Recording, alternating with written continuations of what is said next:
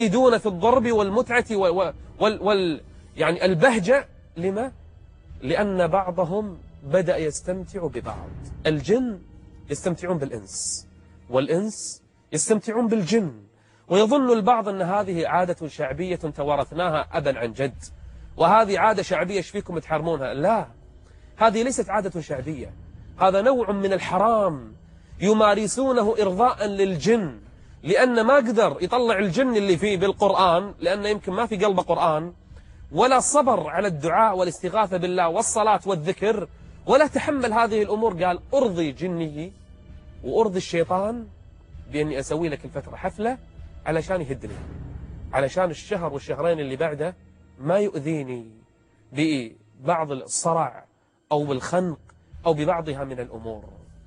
الرب عز وجل إذا بعث الجن والإنس يوم القيامة يسأل الجن سؤالا: ويوم يحشرهم جميعا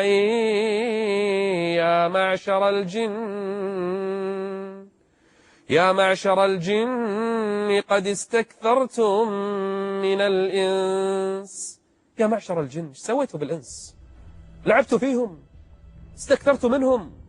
أولياءكم من الإنس صاروا كثير، حتى بعضهم يقول لك: يا أخي أنا مسلم، أنا الحمد لله أنا عربي ومسلم، إيه بس قاعد يضحك عليك الجني، قاعد يلعب فيك. وين عقلك؟ وين أخلاقك؟ وين دينك؟ لا، وبعضهم أكثر من هذا، حاط له خاتم. تدرون خاتم شنو؟ خاتم يا جماعة ما يسوى 100 فلس. تدرون كم قاعد يبيعونها سادة حفلات الزار وبعض هذه الخزعبلات والخرافات؟ قسما بالله وصلت بعض الخواتم 1000 دينار. 1000 دينار ليش؟ يقول لك هذا الخاتم مربوط فيه وحدة ولا واحد عشان يدفع عنك الضر ويجلب لك النفع وتسوي فيه اللي تسويه. غباء، جنون. هذا هو الشرك بالله جل وعلا. شو الفرق بينهم بين أبو جهل؟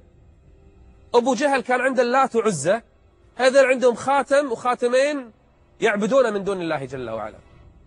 بس أنا أعبد ربي. ترى حتى أبو جهل كان يؤمن بالله، وأحيانا يذبح لله وأحيانا لغير الله. ترى هذا يسوي أبو جهل، ما في فرق، بل بالعكس. أبو جهل إذا جاءته المصيبة لجأ إلى الله، هذا إذا جاءتهم المصيبة حط الخاتم.